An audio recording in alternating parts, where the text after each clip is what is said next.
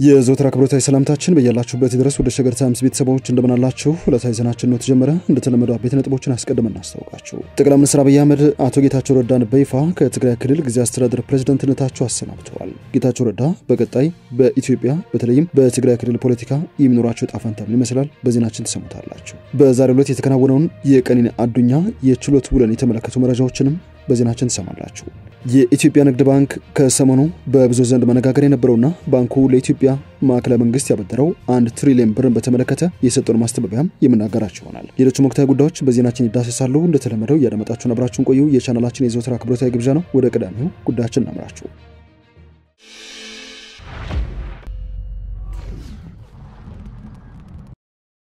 ጠቅላይ ሚኒስትር አብይ አህመድ አቶ ጌታቸው ረዳን ከትግራይ ክልል ጊዜያዊ አስተዳደር ፕሬዝዳንትነታቸው አሰናብተዋል። ጠቅላይ ሚኒስትሩ በማህበራዊ ትስስር ገጻቸው በትግርኛ መልእክት ባስተላለፉት መልእክት ነው አቶ ጌታቸው ረዳን ከነበራቸው የትግራይ ክልል ጊዜያዊ አስተዳደር ፕሬዝዳንትነት ስልጣን ማንሳታቸውን የጠቆሙት። ከሰሞኑ በዱባይ የነበሩት አቶ ጌታቸው ረዳ የሕክምና ጉዳያቸውን ጨርሰው አዲስ አበባ እንደተገኙና በ4 ኪሎ ቤተ መንግስት ውስጥ ከተካሄደው ስብሰባ በኋላ ነው በጠቅላይ ሚኒስትር አብይ አህመድ የክብር ስንብት ተደርጎላቸዋል የተባለው። በክብር ስንብቱ ላይ ጠቅላይ ሚኒስትር አብይ አህመድ ራሳቸው አቶ ጌታቸው ረዳ፣ የውጭ ጉዳይ ሚኒስትሩ ዶክተር ጌዲዮን ጢሞቴዎስ፣ የቀድሞ መከላከያ ሚኒስትር የትግራይ ብልጽግና መሪ እንደሆኑ የሚነገርላቸው ዶክተር አብርሃም በላይ፣ የኢትዮጵያ ብሔራዊ መረጃና ደህንነት አገልግሎት ዋና ዳይሬክተሩ አምባሳደር ሬድዋን ሁሴን ተገኝተዋል። ጠቅላይ ሚኒስትሩ በማህበራዊ ትስስር ገጻቸው ላይ በትግርኛ ቋንቋ ባስተላለፉት መልእክት በፌደራል ሕገ መንግስት አንቀጽ 62 ቁጥር 9 አዋጅ 359/1995 አንቀጽ 15/3 እና ደንብ ቁጥር 533/2015 መሰረት እንደዚሁም የፕሪቶሪያ ሰላም ስምምነት አቶ ጌታቸው ረዳ ላለፉት 2 ዓመታት የትግራይ ጊዜያዊ አስተዳደር ፕሬዝዳንት በመሆን ላበረከቱት አስተዋጽኦ ምስጋና አቅርባለሁ ብለዋል። ጠቅላይ ሚኒስትሩ አክለውም በተለይ ደግሞ ከፕሪቶሪያ ስምምነት በኋላ በትግራይ ክልል የተገኘውን ሰላም እንዲጸና ለነበራቸው ከፍተኛ ጥንቃቄ የተሞላበት አመራር የፌደራል መንግስት እውቅና እንደሚሰጥና በቀጣይ ስራዎችን በጋራ ተቀራርበን እንደምንሰራ እያረጋገጥኩኝ ለነበራቸው ቆይታ አመሰግናለሁ ሲሉ አቶ ጌታቸውን በክብር አሰናብተዋል። ዜናችን ቀጥሏል። የኢትዮጵያ ንግድ ባንክ መንግስት ከኔ ከ1 ትሪሊዮን ብር በላይ ተበድሯል በሚል የተሰራጨው ዘገባ ሐሰት ነው ሲል ማስተባበያ አውጥቷል። ሪፖርተር ጋዜጣ በትናንትናው ዕለት እትሙ መንግስት ከኢትዮጵያ ንግድ ባንክ የተበደረው ገንዘብ ከ1 ትሪሊዮን ብር በላይ ስለመድረሱ መዘገቡን ተከትሎ ነው የኢትዮጵያ ንግድ ባንክ ማስተባበያ የሰጠው። የኢትዮጵያ ንግድ ባንክ በዚህ በጀት ዓመቱም ሆነ ከዛ በፊት 1 ብር ለመንግስት በቀጥታ አበድሮ አቁም የሚለው መግለጫው መንግስት ከሀገር ውስጥ የንግድ ባንኮች በብሔራዊ ባንክ በኩል ለሽያጭ ከሚቀርበው የግምጃ ቤት ሰነድ ግዢ ወጪ በቀጥታ የመበደር አሰራር ሆነ ልምድ የለውም ሲል መረጃውን ውድቅ አድርጎታል። ሪፖርተር ዜናውን የሰራው በዚህ ተወካዮች ምክር ቤት የመንግስት የልማት ድርጅቶች ጉዳይ ቋሚ ኮሚቴ የባንኩን የ8 ወራት የሥራ አፈጻጸም ባደመጠበት ወቅት ሲሆን በዜና የሰጠው ርዕስም መንግስት ከኢትዮጵያ ንግድ ባንክ የተበደረው 1 ትሪሊዮን ዕዳ እንዳለበት ተገለጸ የሚለው። ይሁንና ባንኩ ባወጣው መግለጫ ዜና ከእውነት የራቀ ከመሆኑ በላይ በሪፖርትም ፈጽሞ እንደዚህ አይነት ሐሳብ አልቀረበም ሲል አጣጥሎታል።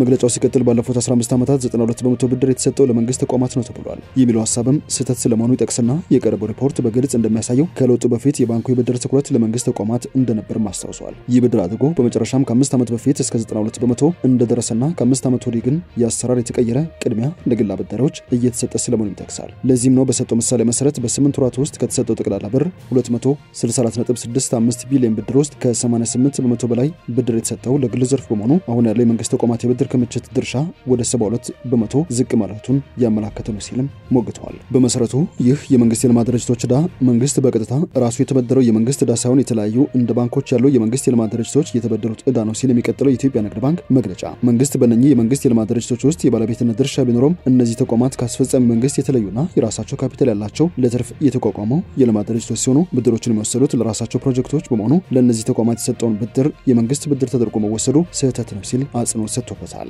መግለጫው በ8 ነጥብ የተቀነበቡ አሰራሮችን በዝርዝር አስቀምጧል። ባንኩ ለመንግስት የልማት ድርጅቶች ጉዳዮች ቋሚ ኮሚቴ በግልጽ ካቀረበው እውነታ ባፈነገጠና በተዛባ መልኩ እውነተኛ መረጃዎች ላይ ተመስርቶ በባንኩ በኩል የቀረበውን ትክክለኛ ሪፖርት የማያንጸባርቅና እነዚህ ለመንግስት የልማት ድርጅቶች የተሰጡትን ብድር ለኢትዮጵያ ንግድ ባንክ ለመክፈል መንግስት እያደረገ ያለውን ቁርጠኝነት ታሳቢ ያላደረገ በመሆኑ የተላለፈው የተዛባና የተሳሳተ ሲል የጠራው ዘገባ እንዲታረም ጠይቋል። ዜናችን እንደቀጠለ ነው።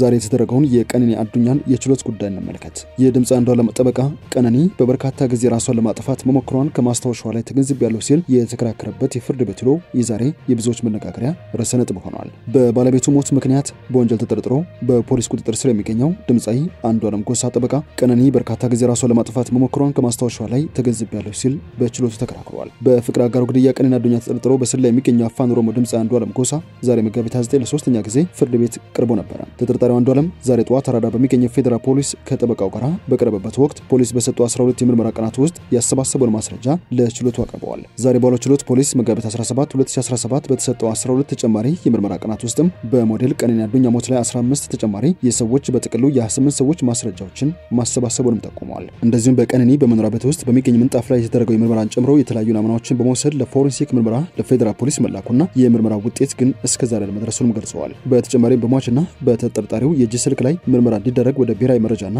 ደህንነት አገልግሎት ተልኮ የምርመራ ውጤት እየተጠበቀ እንደሚገኝ ለችሎቱ አስረድተዋል። ሳይሰበሰቡ የቀሩ ማስረጃዎች ከዚህ ቀደም በነበረው ችሎት ላይ ከቀረቡት የምርመራ ውጤቶች ጋር እንደ ተጨማሪ ግብዓት እንዲካተትለት የጠየቀው ፖሊስ መሰብሰብ ያለባቸውን ተጨማሪ ማስረጃዎች ለማሰባሰብ ተጨማሪ የምርመራ ቀን እንዲሰጠውም ጠይቀዋል። መጋቢት 17 2017 ባለው ችሎት ፖሊስ በአስከሬን ምርመራ ቀነኒ ከፍ ባለ ቦታ ላይ ወድቃ ህይወቷ ማለፏን ጠቁሟል። ነገር ግን የአስከሬን ምርመራ ውጤትን በተመለከተ ከህክምና ባለሙያዎች ተጨማሪ ማብራሪያ በመጠየቁ ውጤት እስኪደርሰው ተጨማሪ ቀናት እንዲሰጠው መጠየቁም የሚታወስ ነው። ይሁን እንጂ ፖሊስ በዛሬው ችሎት እንደገለጸው ማስረጃውን ከያዙት የህክምና ባለሙያዎች መካከል የተወሰኑት በሀገር ውስጥ እንደሌሉና እነሱ ለማግኘት የተለያዩ ዘዴዎችን እየተጠቀመ ስለመሆኑ በመግለጽ ውጤቱን እስኪቀበል 14 ተጨማሪ የምርመራ ቀናት እንዲሰጠውም ጠይቀዋል። የአንዱዓለም ጎሳ ጠበቃ ሊበን አብዲ በበኩሉ ፖሊስ ተመሳሳይ ምክንያት በማቅረብ ተጨማሪ የምርመራ ጊዜያት እንዲሰጠው ያቀረበው ጥያቄ ተቀባይነት የሌለው በመሆኑ ተጠርጣሪው የዋስትና መብት ሊጠበቅለት ይገባል ሲል ተከራክሯል። የተጠርጣሪው ጠበቃ የቀነኒ አዱኛ ማስታወሻ ደብተር በእጁ ላይ እንዳለ ለፍርድ ቤቱ ገልጸዋል። በማስታወሻ ደብተሩ ላይ ቀነኒ ብዙ ጊዜ ራሷን ለማጥፋት ከመጠን በላይ መድኃኒት መውሰዷን መረዳቱን ለችሎቱም ተናግረዋል። የህልፈተ ህይወቱ ምክንያትም ከዚህ ጋር የተያያዘ ነው ሲል ጠበቃው ተከራክሯል። አክሎም አንዱዓለም ጎሳ በቀነኒ ሞት ውስጥ መሳተፍን የሚያረጋግጥ የሰው ማስረጃና የምርመራ ሰነድ መረጃ እንደሌለ በመግለጽም ጀመር። ይህ ደግሞ ንጹህ መሆኑን የሚያረጋግጥ በመሆኑ ተጠርጣሪ የዋስ መብቱ ተጠብቆለት ወደ ቤቱ ሄዶ የፍቅረኛውን ህልፈተ ሐዘን እንዲወጣ ጥያቄ አቅርበዋል። ከዚህ በተጨማሪም ኢትዮ ፎረም የተሰኘ የዩቲዩብ ሚዲያ ጨምሮ የተለያዩ ሚዲያዎች በባለፈው ችሎት ተጠርጣሪው አንዱዓለም ጎሳ ለመጪው የትንሳኤ በዓል ኮንሰርት ስላለው የዋስትና ጥያቄ እንዳቀርብ አድርገው መዘገባቸው በቀነኒ ቤተሰብና የሚወዱ ማህበረሰብ እንዲጨከንበት ታስበው የተደረገ የስም ማጥፋት ዘመቻ ነው ሲል ለፍርድ ቤቱ ገልጾ ጉዳዩን እንዲመለከተውም ጠይቀዋል። ፍርድ ቤቱ በኩሉ የሁለቱንም ወገኖች ክርክር ካዳመጠ በኋላ ፖሊስ ያቀረበውን የምርመራ ውጤትና በሁለቱም ወገኖች የተነሱትን ጥያቄዎች መርምሮ ውሳኔ ለመስጠት ለነገ መጋቢት 30 ከጠዋት 3 ሰዓት ቀጠሮ ሰጥቷል። ጠቅላይ ሚኒስትር አብይ አህመድ ኢትዮጵያ ለደቡብ ሱዳን ህዝቦች ያላትን የድጋፍ ቁርጠኝነት አጠናክራ ትቀጥላለች ሲሉ ይፋ አድርገዋል። ጠቅላይ ሚኒስትሩ እንዳሉት ከሆነ ከደቡብ ሱዳን ምክትል ፕሬዝዳንት ቤንጃሚን ቦል ሚል የሀገሪቱ ፕሬዝዳንት ሳልቫኪር ማርዲት ይዘውት የመጡትን መልእክት ተቀብያለሁ ሲሉ በማህበራዊ ትስስር ገጻቸው ላይ ያሰፈሩት መረጃ ያሳያል። ከምክትል ፕሬዝዳንቱ ጋር ውጤታማ ውይይት አድርገን ያለው ጠቅላይ ሚኒስትር አብይ አህመድ በደቡብ ሱዳን ወቅታዊ የጸጥታና የፖለቲካ ችግሮችን ለመፍታት ሁሉን አቀፍ ቀጠና አካሄድ እንደሚያስፈልግም ገልጸዋል። ኢትዮጵያ ለደቡብ ሱዳን ህዝቦች ያላትን የድጋፍ ቁርጠኝነት አጠናክራ ትቀጥላለች ሲሉ ነው የጠቆሙት። በ40 ሚሊዮን ብር የአልባሳት ግዢ የሙስና ወንጀል የተከሰሱ ግለሰቦች በጽኑ እስራት ተቀጥተዋል። የአዲስ አበባ እሳት አደጋና አደጋ ስርዓት ስራ አመራር ኮሚሽን የቀድሞ ኮሚሽነር ሰለሞን ፍስሐን ጨምሮ አልባሳት ግዢ ጋር ተያይዞ በከባድ ሙስና ወንጀል ክስ የተመሰረተባቸው 6 ግለሰቦች ነው በጽኑ እስራት እንዲቀጡ የተወሰነው። ተከሳሾቹ የቀድሞ ኮሚሽነር ሰለሞን ፍስሐ፣ የተቋሙ የመንግስት ግዢ ዳይሬክተር ግሩም ወልዴ፣ የለውጥ ስራ አመራር ዳይሬክቶሬት ባለሙያ ደረጃ ተፈራ፣ የሎጂስቲክስ ምዝገባና ቁጥጥር ባለሙያ ወንድሜነ ምስጋናው፣ የአደጋ ስጋት ትግበራ ቡድን መሪ ኢዮብ ታደሰ ካሳ፣ የህክምና ባለሙያ አልማዝ ጌቶ፣ እንደዚሁም የሃርድዌርና የሶፍትዌር ባለሙያው መስፍን ለገሰ፣ በተጨማሪም ደግሞ ነጋዴ የሆኑት ንጉስ አማን ናቸው ተብለዋል። ተከሳሾቹ በጨረታ ሂደት ውስጥ በስውር በመሳተር በወቅቱ በተደረገ የገበያ ዳሰሳ ጥናት ብልዶዘር የተሰኘ የእሳት አደጋ መከላከያ አልባሳት ዋጋ በፍሬ 46923 መሆኑ የተረጋገጠና ነገር ግን አንዱ በ184644 ብር ከ8ኛ ተከሳሽ ተጫራች ድርጅት ግዢ እንዲፈጸም አጽድቋል በማለት አቃቤ ሕግ በክሱ ላይ አስፍሮ ነበር። በዚህ መልኩ በጥቅሉ 217 አልባሳትን በ40 ሚሊዮን 67748 ብር ግዢ እንዲፈጸም በማድረግ በመንግስት ላይ በልዩነት 29 ሚሊዮን ብር ጉዳት እንዲደርስ አድርጓል ማለት በክስ ዝርዝሩ ላይ አቃቤ ሕግ ጠቅሶ ነበር። ተከሳሾቹ የቀረበባቸው ክስ ላይ የተመለከተውን ወንጀል ድርጊት አለመፈጸማቸውን ጠቅሰው የእምነት ክህደት ቃላቸውን መስጠታቸውን ተከትሎ አቃቤ ሕግ የሰው ምስክርና የሰነድ ማስረጃ አቅርበዋል። ፍርድ ቤቱም በአቃቤ ሕግ የተሰሙ ምስክሮችና ቃል እንደዚሁም የሰነድ ማስረጃዎችን መርምሮ ሁለተኛ ተከሳሽ ግሩም ወልዴ፣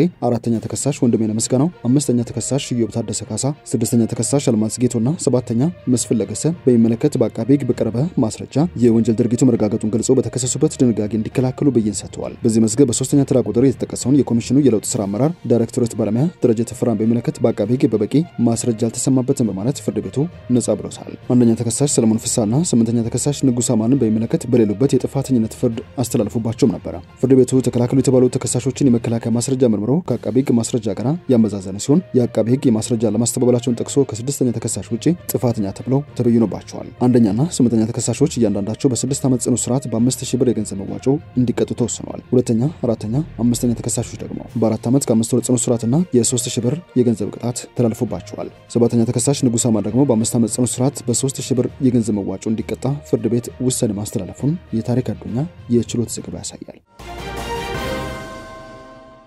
ወደ መጨረሻ ጉዳያችን እናምራችሁ። አልሸባብ በሞቃዲሾ አውሮፕላን ማረፊያ አካባቢ የሞርታር ጥቃት ፈጽሞ በረራዎች እንዲስተጓጎሉ ምክንያት ሆኗል። ታጣቂዎቹ ትናንት ማለዳ በሞቃዲሾ አደን አደይ ዓለም አቀፍ አውሮፕላን ማረፊያ አካባቢ የሞርታር ጥቃት እንደሰነዘሩ ነው የተሰማው። አሸባሪ ቡድን የፈጸመው ጥቃት በረራዎችን በማስተጓጎልና በአቅራቢያ የሚገኘውን ሃላኒን ግቢ ኢላማ አድርጓል ሲል አጃንስ ፍራንስ ፕሬስ ያነጋገራቸው የደህንነት ምንጮች ገልጸዋል። ስማቸው እንዲገለጽ ያልፈለጉ የደህንነት ባለስልጣናት እንዳሉት ማለዳ ላይ ከ2 እስከ 3 የሞርታር አረሮች በአውሮፕላን ማረፊያው ክፍት ቦታ ላይ ወድቀዋል ሲሉ አስረድተዋል። እንደ ምንጮች ከሆነ ሞርታሮቹ የተተኮሱት ከከተማው ዳርቻዎች ነው ተብሏል። አንድ የሪፖርት ሰራተኛ የቱርክ አየር መንገድ ንብረት የሆነ አውሮፕላን ወደ ጅቡቲ መመለሱን አረጋግጦ በለቱ በረራም የግብጽ አየር መንገድ እንዲሰረዝ መወሰኑን እንደተነገራቸው ጠቁመዋል። የተባበሩት መንግስታት ድርጅትን የባህር ማዶ ሚስዮኖችና የአፍሪካ ህብረትን የሶማሊያ ሽግግር ተልዕኮ አትሚስን የሚያስተናግደው የሃላኒ ግቢ በከፍተኛ ጥበቃ የታጠረ ዞን ቢሆንም በሞርታር ጥቃቱ ግን መመታቱን እንደዚሁ የአፍሪካ ህብረት ሽግግር ጦር ቃል አቀባይ ሌተናል ኮሎኔል ሳይድ ሟችናሎ ለኤጀንሲው ተናግረዋል። ቡድናቸው በዚህ ሰዓት ግምገማ እያደረገ ነው፣ ውጤቱንም ይፋ ያደርጋል ሲሉ ኮሎኔሉ አስረድተዋል። እስካሁን ባለው ሁኔታ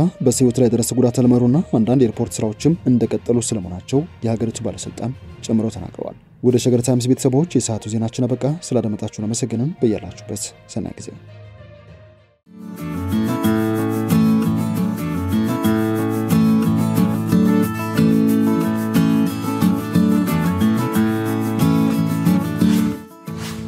ሸገር ታይምስ ሚዲያን ሰብስክራይብ በማድረግና ደወሉን በመጫን ይከተሉን።